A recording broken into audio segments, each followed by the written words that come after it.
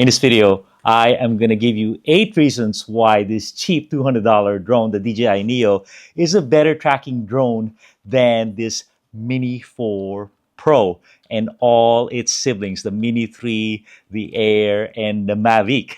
The cheap one is the king because of these 8 reasons that you got to hear about.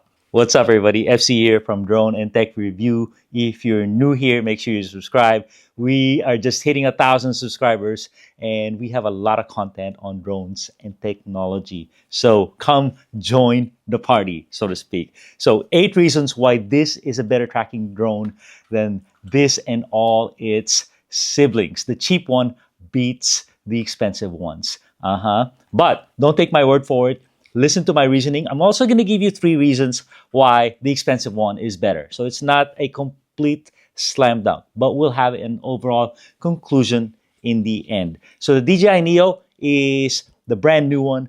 Every technology they have is packed in here, and it is $200. This one with the remote that's appropriate with the display is $950, the Mini 4 Pro.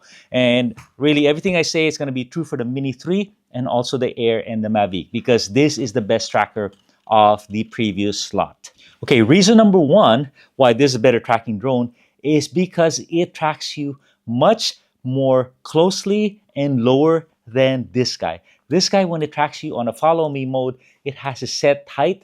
You try to go lower, it won't go any lower because it's scared of hitting people and obstacles. Even though it has obstacle avoidance, it can't take the risk with these blades hitting your face or your eyes or whatnot. This guy, on the other hand, you can bump into it, no big deal. And because of that, you have a much better perspective of the person you're tracking. And it's adjustable too. 3 different heights and also 3 different distances. So low, medium, high. And I did medium on this one, and you can see the results pretty darn good. Much better visually. All right, the second reason is the Neo is much faster to get up in the air. You turn it on, you press this other button, usually about 5 seconds, and it's up in the air. This guy, if you're very fast, it's about 55 seconds, maybe a minute, because you gotta get out of your bag. Usually it's in a case, it's all protected.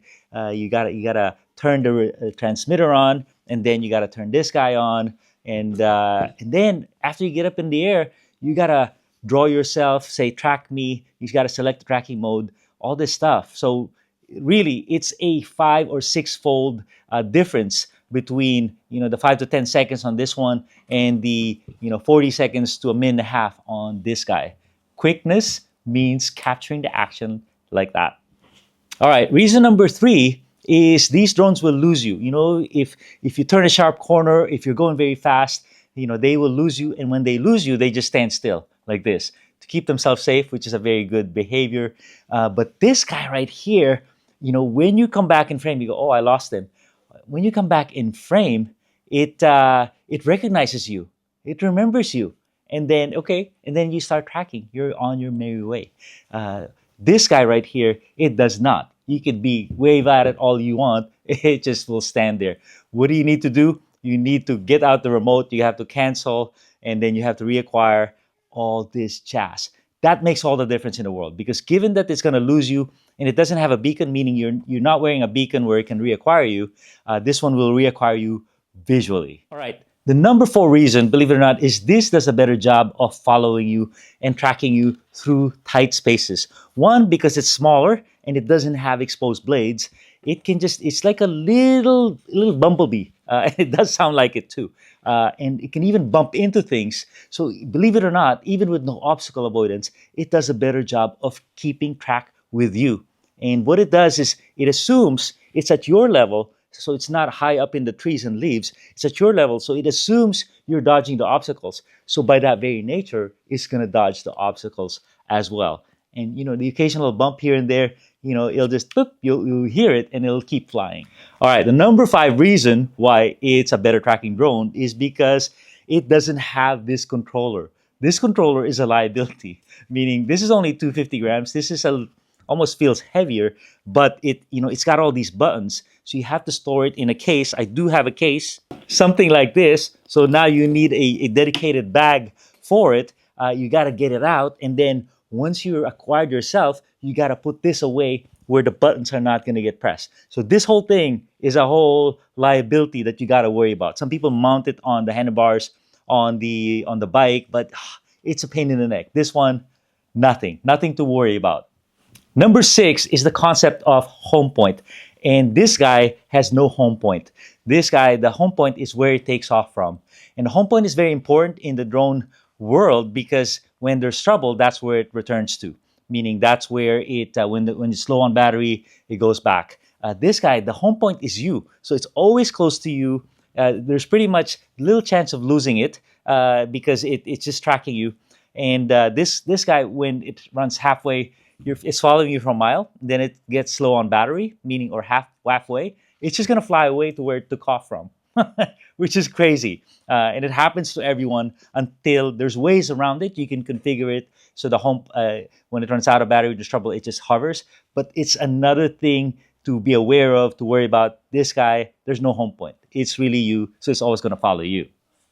The number 7 reason is fairly important, and this kind of what compelled me to make this video was they could both follow at about 15 miles an hour. This one has it's a fast drone, but with all the obstacle avoidance, it can only go 15 really when tracking you. And this one was only going 15 miles an hour. But with the latest update released mid-November, this thing can now go about 21, 22 miles an hour. And that makes all the difference in the world because that's biking speed. That's like pretty good clip of descending in interesting terrain. It's not full speed, but now it can keep up where this one can't. All right, the number 8 reason is tracking is a dangerous thing. Especially when you're going fast, when you're in the forest, and your drone's gonna crash. It's gonna hit things. I've crashed this about 5-10 times, all because of tracking. When I'm flying it, no, I haven't had that problem yet. And so it's gonna crash. And this is 200. This is 1,000 for the set. So this one I'm not worried about it. I don't even need to insure it. I just know it's gonna take some bumps and bruises. It's okay. But with $1,000 thing, I gotta insure it. Luckily, they do have insurance, but it is a heavier on your mind, and you're less prone to try things because it's such an expensive piece of equipment.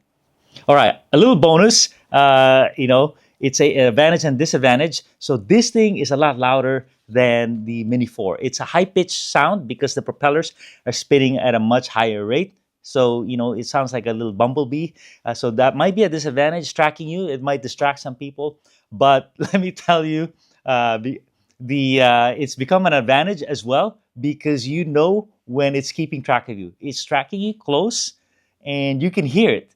So when you stop hearing it, you kind of know it lost you. And you can see it in my footage. With this guy, I know it's there because I can hear it. So I'm not like looking back like this. Looking back, it kind of ruins your shot.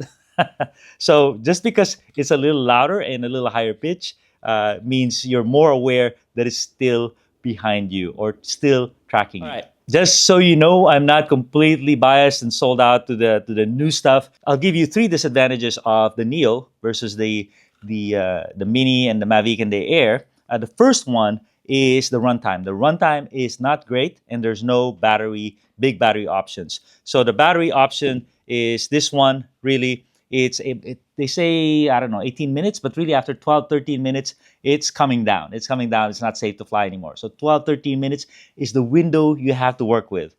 This one has these big, heavy batteries, and they claim 50 minutes, but you get some, really 35 minutes of flight time with this guy.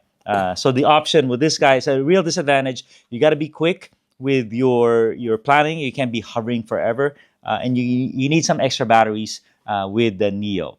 All right, the second disadvantage of the Neo is it's very poor in low light conditions.